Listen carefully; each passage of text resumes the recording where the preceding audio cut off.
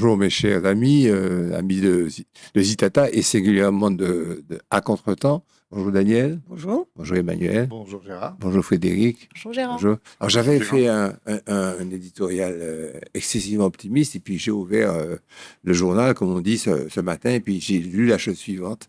Une femme se fait voler sa voiture sous la menace d'une arme au Saint-Esprit. Un policier blessé par balle et le braqueur présumé décède à Fort-de-France. Porteur de couteau, il effraie des clients devant une boulangerie à Ducos. Et puis des adolescents braqués après un match de football au stade de Dillon. J'ai dit, mais c'est dans quel monde on vit?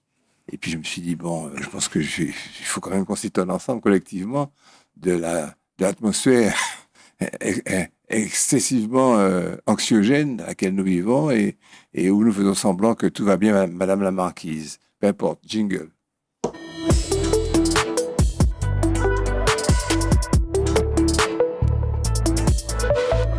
Par contre, je vais tranquillement vous énoncer le sommaire. Frédéric va nous parler d'institutions et de culture, de politique culturelle. D'abord d'autonomie de la Corse, un précédent qui nous concerne, parce que ça va laisser... D'ailleurs, ça a commencé à bouger ici, d'ailleurs, à ce sujet. Le salon littéraire de tous créoles, le pari de la démocratie culturelle. Je te donne à faire ça parce que tu n'as pas les mains dans le salon. Bien sûr. Nous sommes tous concernés, donc tu auras une certaine distance pour en parler.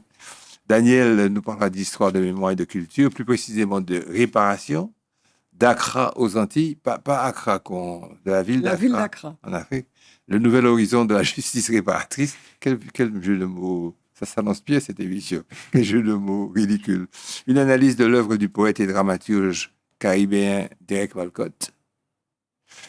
Emmanuel nous parlera d'économie et de politique publique, plus précisément d'un article que je lui ai envoyé, qui n'est pas de moi.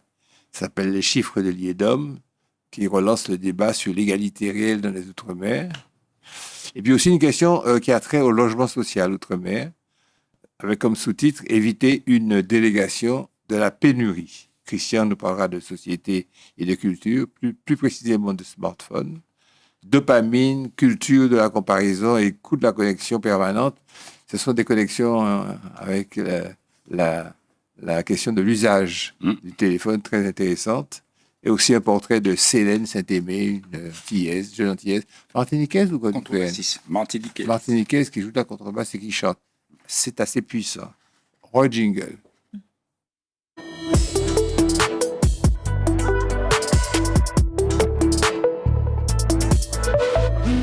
Autonomie de la Corse, un précédent qui regarde aussi vers les Antilles. Frédéric. Oui, c'est une loi qui a été récemment votée à l'Assemblée nationale le 23 juin 2026, sachant que je vais parler au conditionnel de cette loi, puisqu'elle n'a pas encore effectué sa navette parlementaire, elle n'a pas encore été validée par le Sénat et par les deux chambres en tout cas, parce qu'il faut l'accord des deux chambres pour valider, mais ça crée un précédent important. C'est la grande question qui est levée dans le cadre de cette loi, c'est est-ce que l'on peut créer une singularité de territoire, donc en l'occurrence la Corse, mais ça peut très bien être un territoire d'outre-mer. Est-ce qu'on peut créer une singularité territoriale sans créer nécessairement des droits dits particuliers et donc sans enfreindre, sans froisser le grand principe de l'État français qui est l'égalité entre les citoyens. Donc c'est une interrogation qui est importante parce que, oui, comme tu le disais, il y aura forcément des répercussions sur nos territoires. Nous parlons de plus en plus d'autonomie, parfois même d'indépendance. Donc, qu'est-ce qui dit exactement que dit exactement cette loi? Enfin, en tout cas, ce qu'il en est aujourd'hui, c'est que le statut d'autonomie au sein de la République et cette sorte de singularité, elle est justifiée pour la Corse sur plusieurs critères. Le premier critère, c'est que c'est une île méditerranéenne. Le deuxième critère, c'est que les reliefs sont montagneux, qu'il y a une communauté insulaire, qu'il y a des spécificités historiques et culturelles, qu'il y a des spécificités linguistiques. Bon, ça vous parle, ça vous dit quelque chose. On peut très bien, nous aussi, nous y retrouver.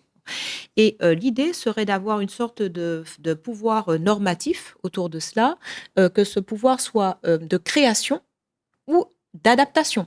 Pas forcément de création systématique, mais d'adapter aux spécificités territoriales. Et donc, l'idée serait que la Corse, on n'est pas dans le cadre du 73 ou du 74. Je rappelle que le 73, c'est le droit commun et le 74, c'est l'autonomie. On parle de l'article 72-5 de la Constitution. Et donc, l'objectif serait, avec ce pouvoir normatif de modification ou de création, d'être néanmoins contrôlé pour le pouvoir réglementaire, pour les règlements par le Conseil d'État, donc administratif, et pour le pouvoir législatif, par le Conseil constitutionnel. Donc vous voyez bien que toutes ces normes seront encadrées. Alors ça soulève déjà des questions, même parmi les autonomistes et les indépendantistes corses. La première question, c'est la question de la préférence territoriale et de citoyens de seconde zone, possiblement, lors de cette édiction de normes. La deuxième, ce serait les pouvoirs locaux. Alors, bien sûr, les pouvoirs régaliens seraient défendus, mais les pouvoirs locaux entre les mains d'une collectivité, l'opposition parle déjà de froissement et de difficultés. C'est aussi la question de cette troisième voie. Ni adaptation, ni autonomie, adaptation de droit commun totale, ni autonomie totale. Qu'est-ce que l'on peut faire pour pouvoir trouver une voie équilibrée? Toutes ces questions-là, je pense que nous allons nous les poser également en Martinique. Mais je crois que le statut constitutionnel, cette voie tient moins au modèle qui va être créé pour la Corse que créer un précédent, puisqu'il y a quand même cette mentalité constitutionnelle où tous les territoires doivent être normés de la même façon. Aujourd'hui, cette loi crée un précédent pour le futur et je crois que l'autonomie n'est en elle-même rien si elle ne répond pas à des problématiques dites spécifiques. Et en Martinique, on les connaît, c'est la problématique fiscale, la problématique du foncier, la problématique du logement. Pas faire un inventaire à l'après-vert, nous avons beaucoup de questions spécifiques. Et la question que soulève cette loi, c'est la possibilité de ce statut sur mesure. Et il y aura, je me répète, des conséquences et une discussion autour de cette nouvelle loi. Je discutais avec une amie corse qui vit ici depuis des lustres, depuis des années. Elle me disait que toute évolution statutaire ne peut être rendue possible que s'il y a vraiment une adhésion collective et quasi unanime. Il y a quand même un député qui a voté contre, député corse qui a voté contre ce projet d'autonomie. Et puis deuxième chose que je voulais dire, c'est qu'avec l'endettement de la collectivité, je ne vois pas comment on pourra réellement mettre sur pied. Là, je n'ai aucun sentiment subjectif ou idéologique. Comment on pourra réellement mettre sur pied une troisième voie, disons un pouvoir normatif qui tienne la route, quand non seulement cette collectivité elle est endettée pour 23 ans, c'est ça les chiffres, et puis qu'en plus la France va continuer à réduire les dotations et les transferts, et puis essayer donc de donner au maximum de prérogatives qui ne seront pas assorties du financement qui correspond. Alors peut-être qu'il faudrait continuer à vivre dos courbé à l'ombre et puis la main tendue. C'est mieux qu'avoir des scuds en Ukraine, etc. C'est notre sort. Enfin, où est la misère, pas qu'à fort mort, quoi. C'est ça la formule. Pendant que tu as la parole, parle-nous du salon littéraire. Oui. Alors, ce salon littéraire, j'ai interrogé mes camarades. Je suis tout d'abord félicitations pour cela. Vraiment, c'est merveilleux. Il y a deux niveaux pour expliquer ce salon, si je puis dire. Premièrement, le niveau dit opérationnel. L'événement lui-même signe sa seconde édition. L'année dernière, il s'est déroulé au mois d'août.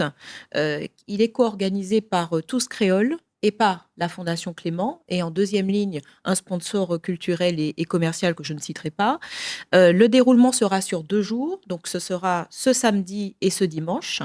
Et l'amplitude horaire sera de 10h à 18h, avec des conférences. Ces 2 jours seront émaillés de conférences, 7 à 8 conférences, si je ne m'abuse, de rencontres avec les auteurs, d'interactions. Ça va être au niveau de la Fondation Clément du Grand Jardin, qui est magnifique, ombragé, sous un chapiteau. Et il y a un événement particulier par rapport à l'année dernière, c'est qu'on va parler d'un vrai prix littéraire. un prix littéraire, le prix littéraire en Martinique, tous créoles, qui d'abord concerne une vingtaine de candidats, qui auront été ensuite sélectionnés par un comité de lecture, et ensuite qui sera passé au crible du jury. Donc, félicitations d'avance pour ceux qui gagneront ce prix, parce que la sélection est rude.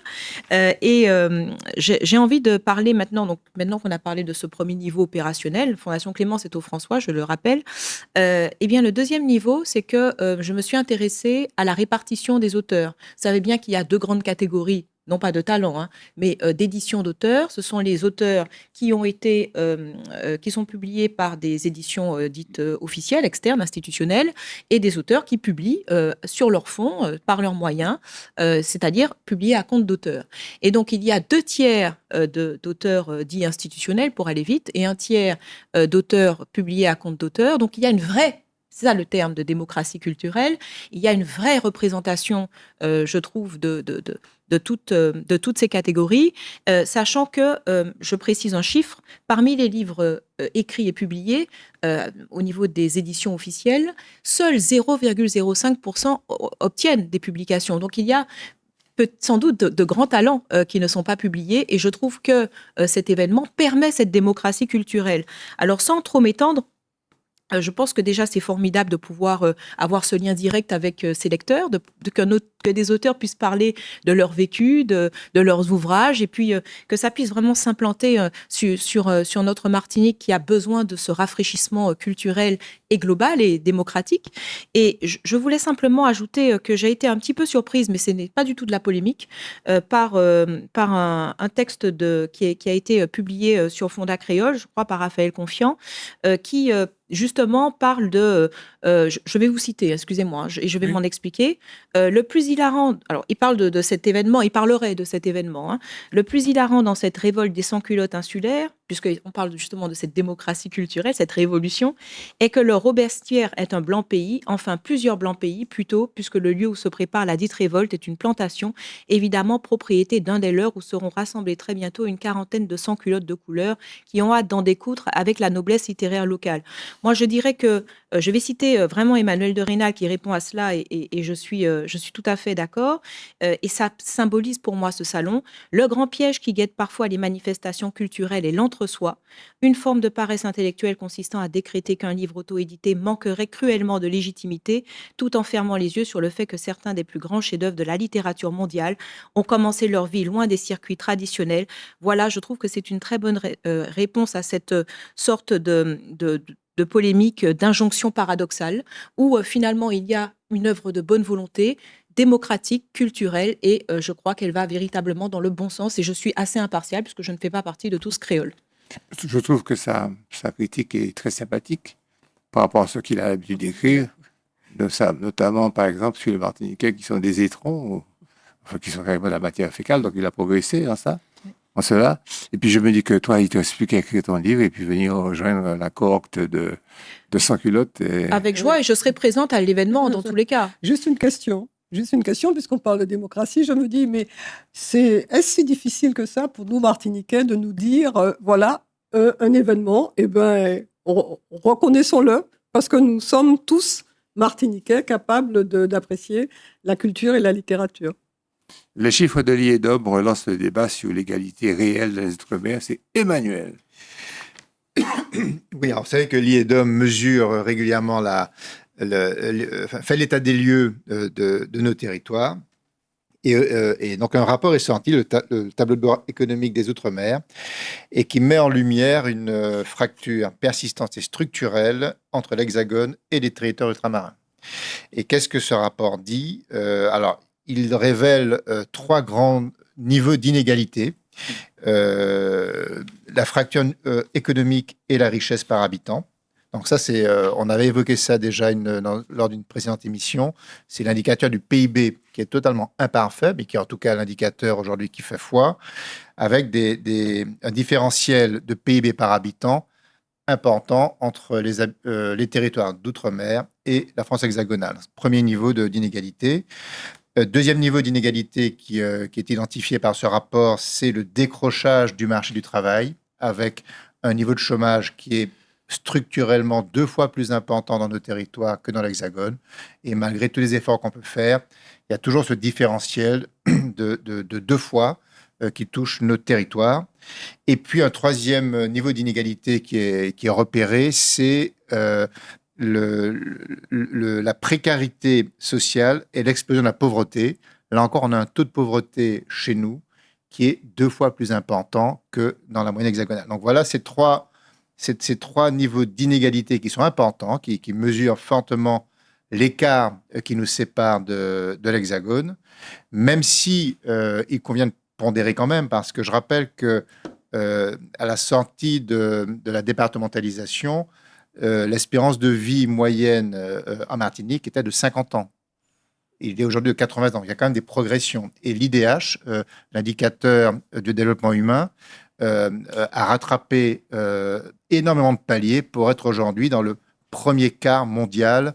Donc ça veut dire qu'il y a malgré tout des progrès qui ont été faits. Donc c'est toujours, il faut toujours tempérer les regards ponctuels, les photographies avec les évolutions.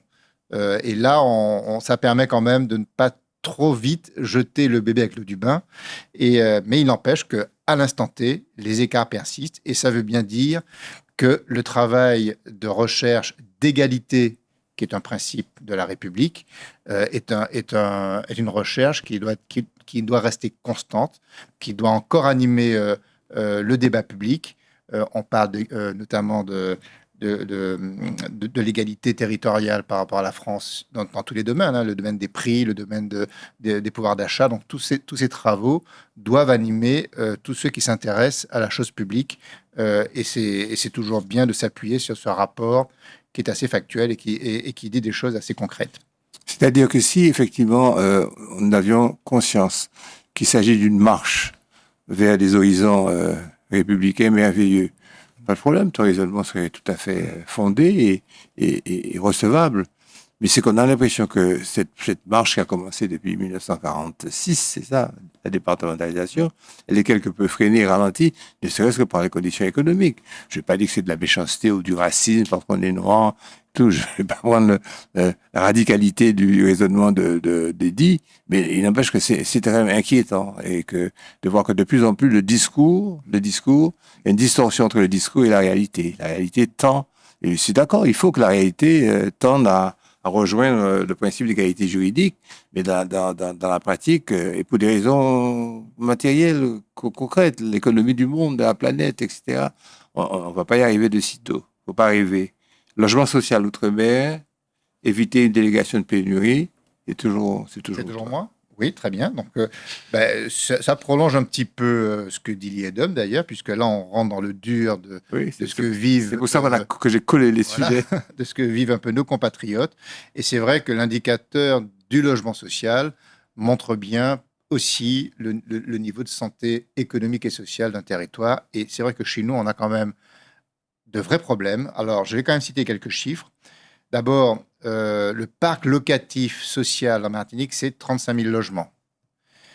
Les besoins qui sont identifiés, exprimés pour pouvoir loger des précaires, correctement des gens, on parle de 2300 à 3000 logements par an. Il faudrait construire entre 2300 et 3000 logements par an.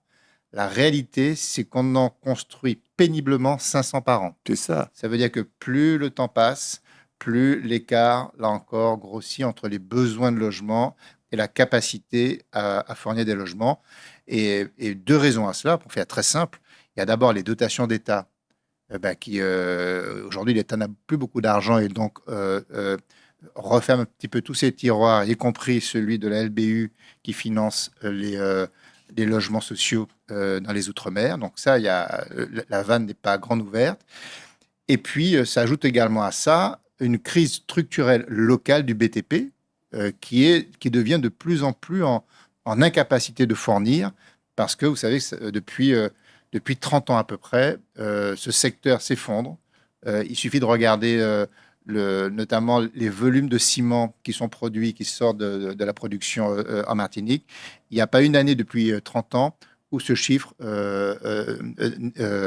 est en baisse systématiquement tous les ans depuis 30 ans. Donc ça veut dire qu'on est en insuffisance de capacité de production. Donc cette asphyxie du BTP local, conjoint au désengagement budgétaire de l'État, fait qu'on est dans une grande impasse aujourd'hui pour pouvoir loger correctement nos compatriotes.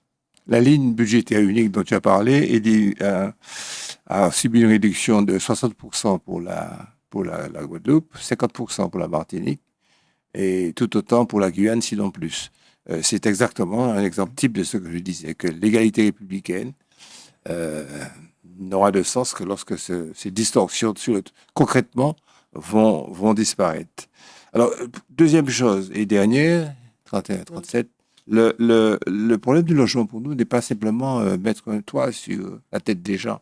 C'est l'habitat indigne avec ce que ça a comme conséquence sur le plan social, sur le plan humain, sur le plan même de la relation intrafamiliale, des problèmes d'inceste, des problèmes de tout ça. Donc c'est sûr que une certaine correction est à apporter dans ça, non seulement pour qu'on soit aux normes, cette continuité territoriale où tout le monde est logé correctement, mais aussi pour que cette proportion que notre société a à certaines déviances, comme tout ailleurs de par le monde, soit diminuée aussi, dont disparaissent. Smartphone, dopamine. Est-ce que je peux juste dire quelque chose sur le logement ?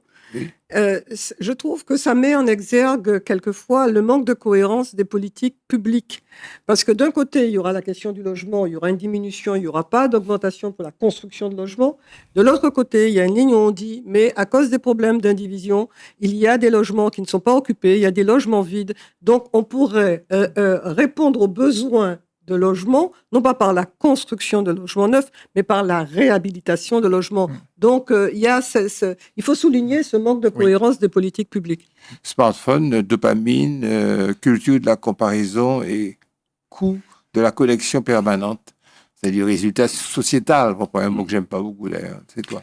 Chers amis, Jérôme m'a transmis un article que j'ai trouvé tellement bien fait que je me suis dit, au lieu de travailler dessus, je vais me contenter de le lire. Amen. Non, mais ce qui est important, c'est que la communication arrive à ceux qui nous écoutent et nous entendent. Alors, on sait bien que les smartphones ont modifié la vie. On ne mesure pas jusqu'à quel niveau. Mais ils ont modifié la vie à tous les niveaux, puisque le smartphone, au départ, qui était fait pour téléphoner, est devenu un ordinateur, est devenu un appareil photo, est devenu, on a ses mails, est devenu un outil de travail, un outil de connexion, à tel point que quand on l'oublie chez soi, on retourne le chercher. Oui. On ne peut plus marcher sans smartphone. Alors, je vais vous donner connaissance. Les smartphones ont été conçus pour nous connecter. Pourtant, nombreux sont ceux qui se sentent plus déconnectés que jamais. Exact. J'ai exploré, alors ça c'est la personne qui a écrit l'article, j'ai exploré comment les smartphones peuvent alimenter l'anxiété déjà par une stimulation constante, une attention fragmentée et une dérégulation du système nerveux. On s'en rend pas compte, hein. Mais si les smartphones ont modifié notre façon de penser, la question suivante devient encore plus importante. Quel impact ont-ils sur notre façon de ressentir ?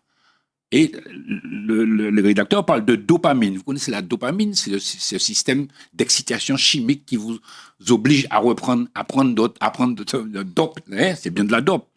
La dopamine est un messager chimique qui inonde notre cerveau. Lorsque nous recherchons, anticipons pour avoir une récompense, nous sommes devenus un peu comme le chien de Pavlov, salivant à la moindre notification, le moindre j'aime, le moindre SMS ou la moindre suggestion de vidéo sur les réseaux sociaux. Ainsi, même lorsque nos téléphones sont en mode silencieux, nous les consultons constamment. Pas vrai ? Oui. En quête de la prochaine stimulation, ce comportement est devenu inconscient, c'est un réflexe automatique.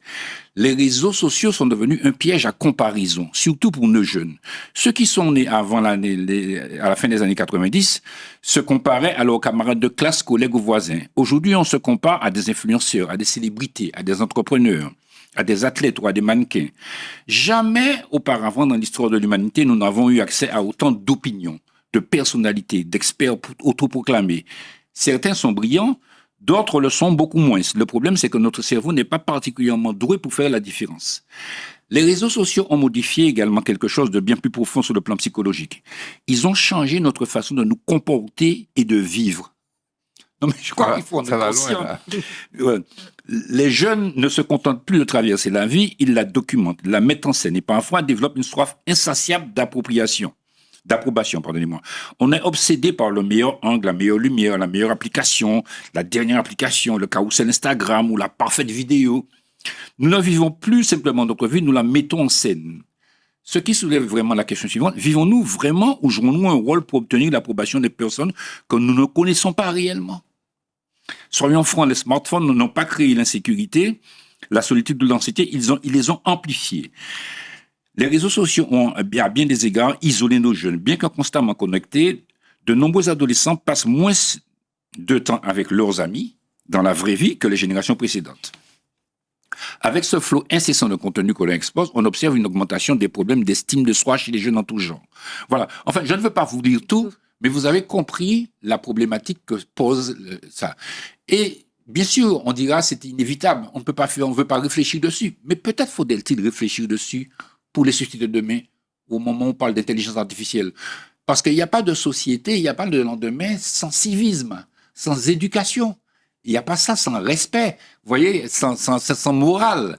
Et si tous ces éléments sont, comment dire, déstabilisés en quelque part par des comportements nouveaux qui sont liés à des objets, parce que ce petit objet, on ne l'avait pas. On a vécu avec pendant des millénaires, enfin pardonnez-moi, pendant des millénaires. Aujourd'hui, personne ne peut vivre sans un smartphone. Donc, alors, le journaliste continue en disant la solution n'est peut-être pas d'abandonner complètement la technologie, puisqu'on ne pourra pas, mais de se souvenir que notre cerveau, notre corps et notre système nerveux ont été conçus pour quelque chose de bien plus ancien que les algorithmes. La question n'est pas de savoir si nous pouvons survivre sans nos téléphones, la question est de savoir si nous savons également encore comment vivre sans eux. Comment vivre sans téléphone, sans ces éléments. Voilà. Enfin, j'ai trouvé que c'était bien rédigé, alors c'est pour ça que je me suis permis, non pas de réinterpréter, mais de vous le donner un petit peu comme ça. Il y a des exercices que l'on peut faire, c'est d'essayer d'aller faire ses courses et de laisser le smartphone à la maison ou à la limite dans la voiture et entrer dans le lieu public. Il y a aussi une autre expérience qu'on peut faire, c'est de regarder un spectacle sans le filmer, parce qu'il vaut mieux s'en imbiber pour ensuite le régurgiter. Et alors, il suffit qu'une seule fois, on ait eu besoin du smartphone de façon nécessaire et utile. On a oublié quelque chose, sur le feu. On a oublié d'éteindre le feu, et dorénavant, c'est terminé. On ne va pas sortir, on ira pas dans le jardin sans smartphone. Et je me souviens qu'un jour, très rapidement, un ami me téléphone, je marchais au tunnel Didier, ça le parcours de santé, il me dit, voilà, mon fils s'est noyé au Prêcheur. Et je dis, ok, je fais marche arrière, je retourne dans mon véhicule avec mon épouse, nous fonçons vers le Prêcheur, et naturellement, on croise l'ambulance, lui, il était déjà parti, on voit rien, et puis je suis satisfait, quoi. Ma conscience est apaisée, et j'ai fait ce qu'il fallait, mais j'ai rien fait du tout. Je roulais sur une voiture. Il est mieux valu que je l'attende à Fort-de-France, et puis que je le console, parce qu'en fait, c'est tout à fait idiot. Mais c'est en lisant ça que je me suis dit, mais en fait, toutes les fois où je me suis gaussé d'avoir utilisé et d'avoir trouvé l'utilité, mais c'est pas vrai, c'est faux, on se fait des illusions. On va parler de quelque chose d'aussi peut-être illusoire, c'est les réparations d'Accra aux Antilles, le nouvel horizon de la justice réparatrice. C'est Daniel qui va nous traiter, qui a tout entend pour ça. Oui, alors au mois de juin, pendant 3 jours, s'est tenue une conférence donc au Ghana et sur la question des réparations.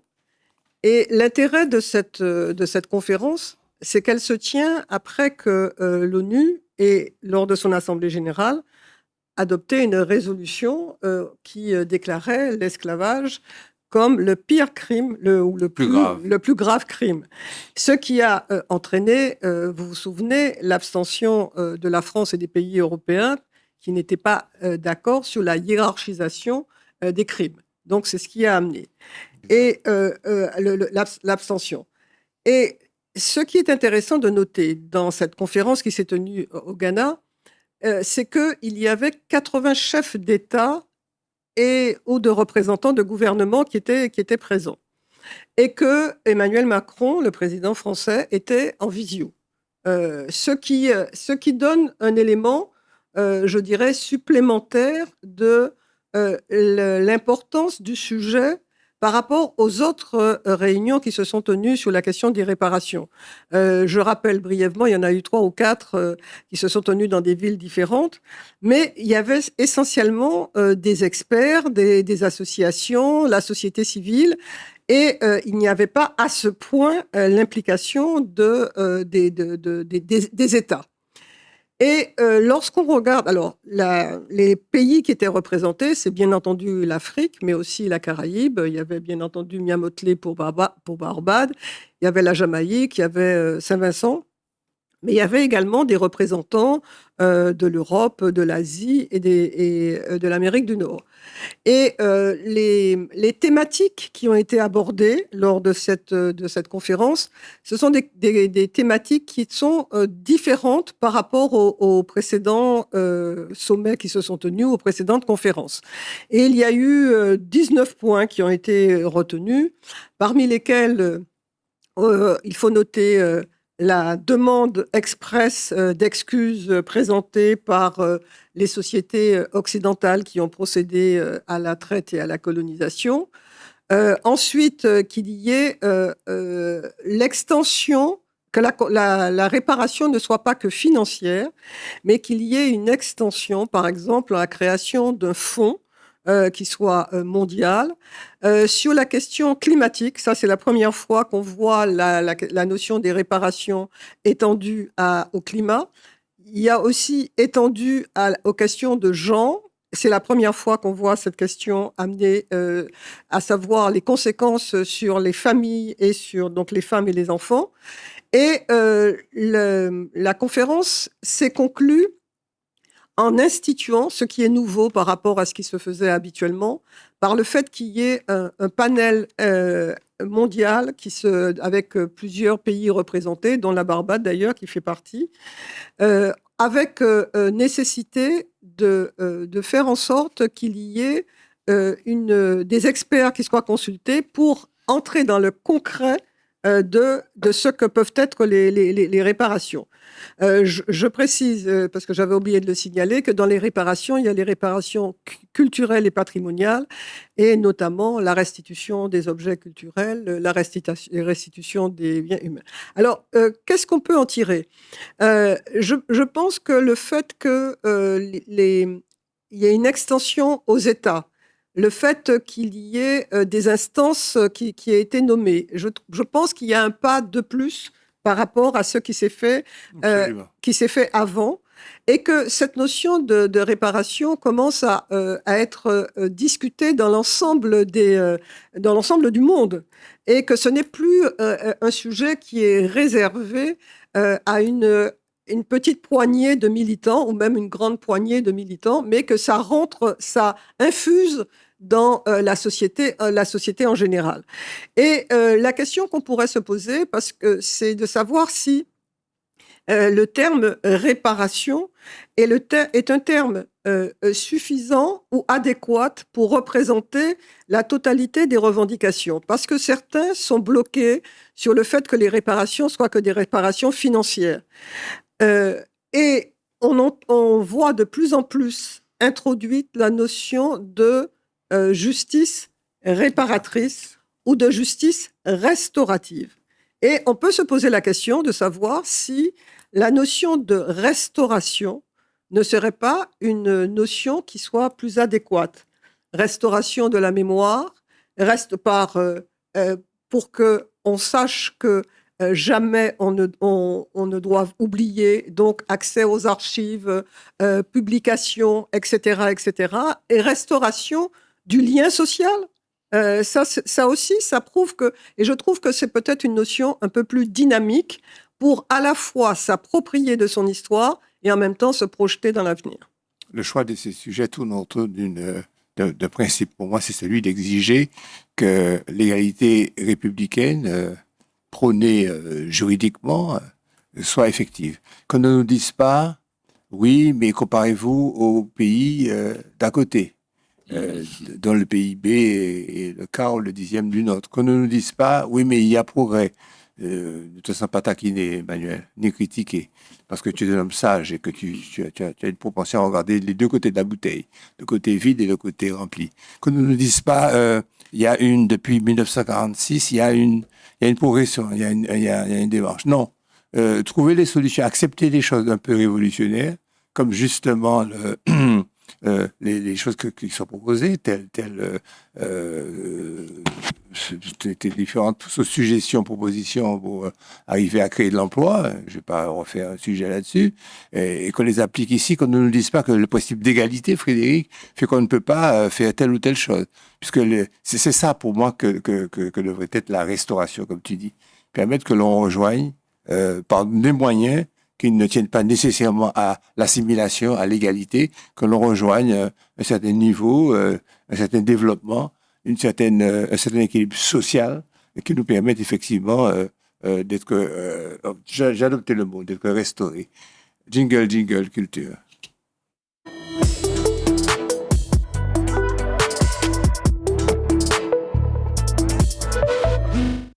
Derek Walcott, 1930-2017, est une des plus grandes figures de la littérature caribéenne et l'un des écrivains majeurs de langue anglaise du XXe siècle. Comment dirait de Césaire? À toi.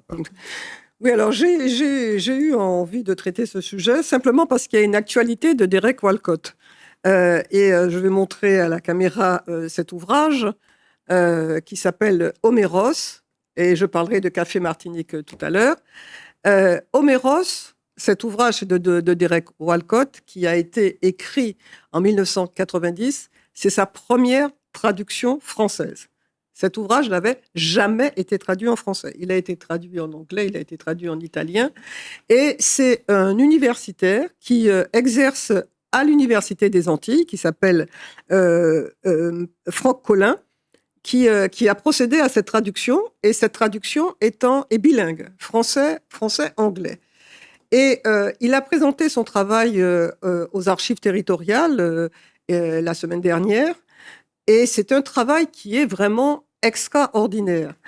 Parce que, d'une part, cet ouvrage, pour ceux qui veulent en savoir davantage sur Derek Walcott, il y a une introduction qui donne tout le parcours de Derek Walcott, c'est-à-dire son enfance à Sainte-Lucie, ensuite ses études à la Jamaïque, son enracinement à Trinidad et aux États-Unis, puisqu'il a enseigné à l'université, et également toute la créativité de cet homme qui est dans tous les registres. Il écrit beaucoup en vers. Et donc, Homéros, alors, je pense que tout le monde a compris l'allusion à Homère. C'est en vers. Mais il écrit aussi beaucoup de théâtre. Et Derek Walcott, il est très familier des auteurs martiniquais, puisqu'il a écrit Café Martinique, dans lequel il a une adresse à Patrick Chamoiseau. Alors, il faut rappeler simplement que Derek Walcott a été prix Nobel de littérature en 1992. Et que cette année-là, il a beaucoup été question que ce soit Édouard Glissant qui est le prix Nobel de littérature. Son nom avait été avancé. Et en fait, c'est Derek Walcott qui l'a eu. Mais la même année, 1992, c'est Chamoiseau obtient le prix Goncourt pour Texaco. Donc, l'année 1992 est une année faste pour la littérature antillaise. Et dans son livre, dans le livre Café Martinique, il y a le discours qu'il a prononcé pour le prix Nobel, et il y a une lettre à Chamoiseau dans laquelle il y a toute ce que lui inspire l'ouvrage Texaco, et par rapport à la réalité martiniquaise et la réalité antillaise. Et ce qu'on peut dire de Derek Walcott et qu'on trouve dans Homéros, c'est une approche qui est profondément enracinée dans l'histoire et le paysage antillais. C'est-à-dire qu'il a notre héritage qui vient de l'esclavage, de la colonisation, il est très présent. Mais de cet héritage-là, de ce passé-là, il ne s'enferme pas et il en fait, ça lui permet de se projeter dans l'avenir. Et en permanence, il y a ce refus de l'enfermement. Ce refus, autant il va prôner la réalité de l'identité caribéenne, mais il va refuser qu'elle soit un enfermement. Et ce qui est extraordinaire, c'est qu'il explique comment, avec des mots qui sont des mots, une poésie qui est extraordinaire, une appropriation du paysage, une appropriation de la mer, par exemple. Et dans Homéros, la mer est absolument présente tout le temps. Et pour revenir à Homéros, ce qui est important de noter, pour ceux qui se remémorent ce qu'ils ont appris à l'école, quand on a appris l'Iliade et l'Odyssée d'Homère, il y avait des héros qui étaient mythifiés. Là, les héros, ce sont des pêcheurs, des domestiques. C'est les hommes de tous les jours, les hommes de la société martiniquaise. Donc, il nous fait nous réapproprier notre réalité à ras d'hommes, et non pas en se projetant dans des héros mythiques. Et ensuite, il insiste sur le fait que nous devons penser le monde à partir de nous-mêmes, que nous devons arrêter, nous devons cesser d'avoir le regard décentré, c'est-à-dire de nous approprier du regard de l'occidental sur nous, mais que nous devons apprendre à avoir notre propre regard sur nous-mêmes. Donc c'est une invite à nous approprier notre réalité et à la faire fructifier en quelque sorte. Et je pense que par cette période, pour certains, de vacances, c'est l'occasion de prendre un peu de temps. Tu parlais du fait des smartphones qui nous faisaient vivre à un rythme trépidant. Essayons la lenteur et profitons de ces moments pour nous approprier des livres qui nous obligent à réfléchir, qu'on peut poser à certains moments. À d'autres moments, on peut même les lire à haute voix, tellement ils sont poétiques. Et donc, ça sera l'occasion pour nous de rentrer dans une autre phase. Briser un vase et l'amour qui assemble les fragments est plus fort que celui qui tenait sa symétrie pour acquise. Cette image est souvent interprétée comme une métaphore de la Caraïbe, une civilisation née de rupture, mais capable de reconstruire une unité nouvelle à partir de ces fragments. Citation de Derek Walcott. C'est évident. Jingle. You, musique. No problem. Jingle.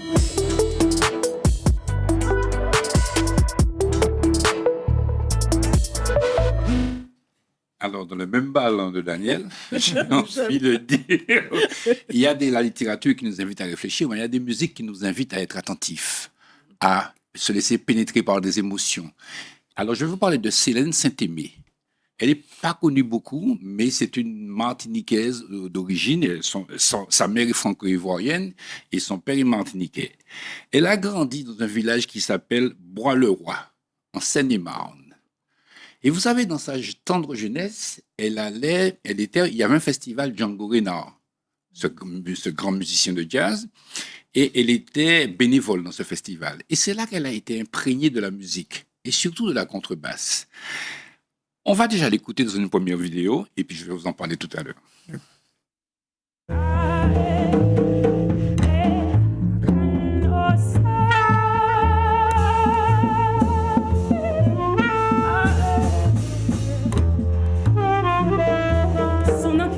Inachevée et sa plus belle contribution. Ses formes sont si belles sous cette nouvelle lumière. À Syracuse, on la voit. Firmicus, fier, serme avec moi.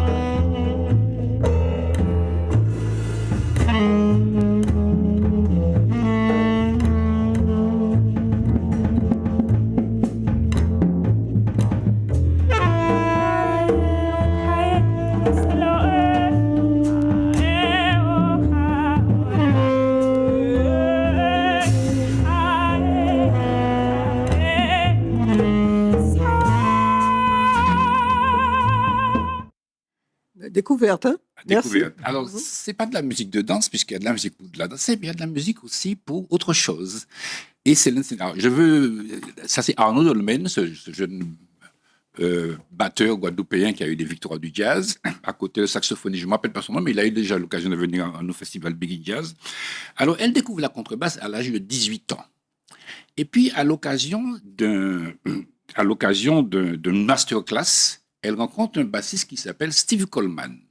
Et c'est à partir de ça Steve Coleman dit, mais viens aux États-Unis. Quand elle va aux États-Unis, elle rencontre Stanley Clarke, elle rencontre pas mal de gens. On va la laisser parler parce que j'ai pris un extrait d'une émission de télévision qui a été réalisée autour d'elle. Vous parlez de chance.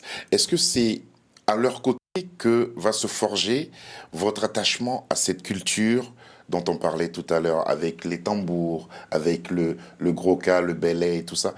Est-ce que c'est à partir de là que ces choses-là aussi vont se mettre en place? Ben, je dirais Ça a que éveillé cela en vous? ça a toujours été là. Et en fait, c'est d'étudier en profondeur avec Steve Coleman, qui lui travaille beaucoup autour des musiques traditionnelles, qui a passé beaucoup de temps au Ghana, à Cuba, dans la Caraïbe et tout ça. Et en fait, j'ai fait un voyage avec Steve et un de ses bassistes, qui s'appelle Anthony Tidd, et à Cuba. Et là, je voyais comment il travaillait avec des musiciens traditionnels de rumba, et je me suis dit, c'est incroyable, en fait. Et ce serait génial de faire la même chose avec ma culture en Martinique.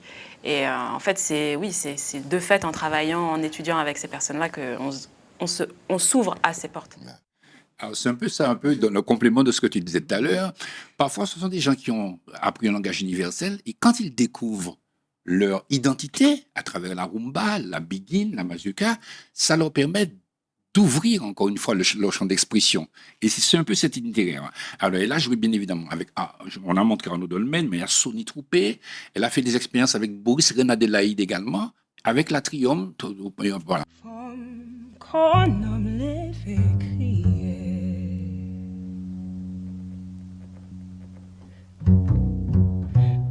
Jodi, jou nou kay pale, pale, pale. Jodi, jou. Lem frappe valse en palali. Moun an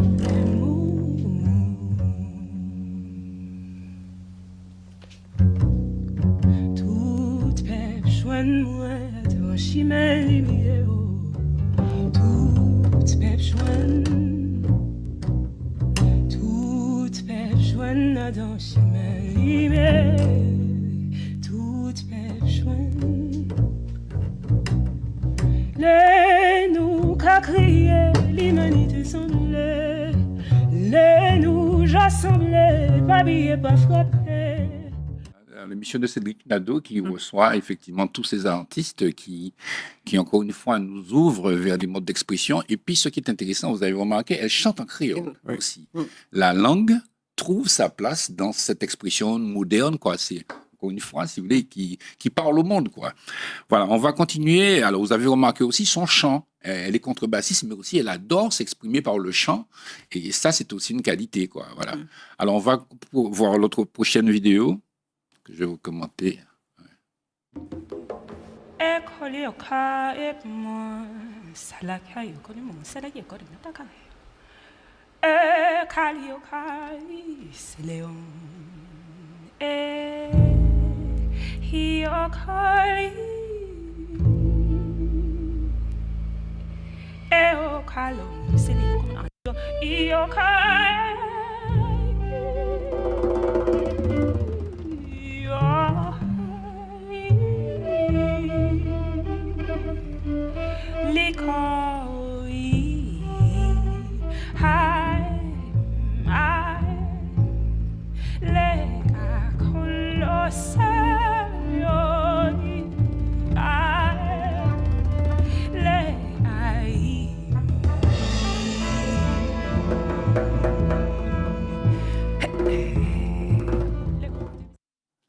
Céline Saint-Aimé, elle a eu les victoires du jazz en 2001. Elle a été... 2001 voilà. En 2021, pardon. 21. Merci. Merci. En 2021, elle a fait son premier album en 2020. Elle a aussi un projet qui s'appelle Héritage New Caribbean and African Music. Voilà, moi je dis soyez attentifs, cherchez Célène Saint-Aimé parce que c'est une très très bonne artiste. On va voir une prochaine vidéo qui va nous permettre d'avoir un regard un petit peu plus large encore. Voilà, en formation musicale.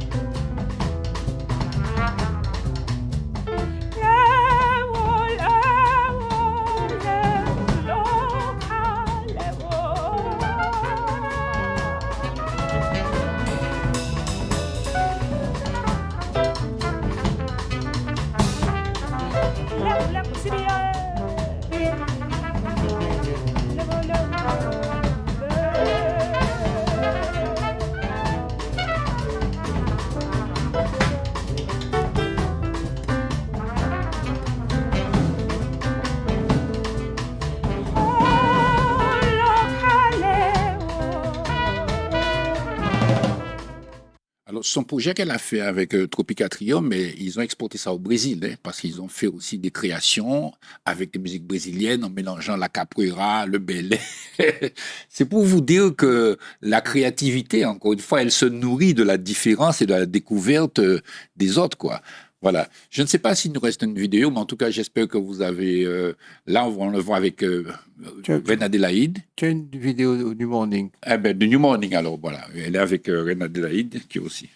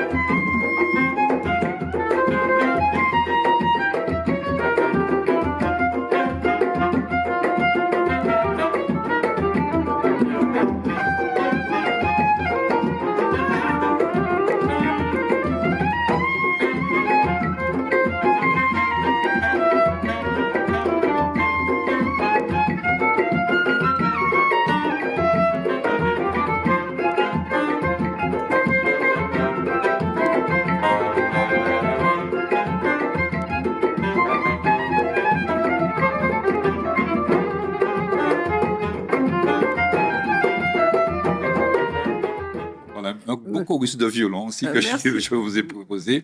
En tout cas, Célène Saint-Aimé, ça, c'est des investissements pour l'avenir. Et puis, ce sont des gens qui font briller la Martinique à l'extérieur, dans le monde. Voilà. La similitude avec Esperanza Spalding ne t'a pas échappé. Ah, la exactement. bassiste des chanteuses. Absolument. Je remercie Johan, je remercie Mehdi, je remercie David, je remercie Max Moros, un peu fatigué ce jour-ci, il travaille beaucoup pour le nouveau studio, comme vous le savez.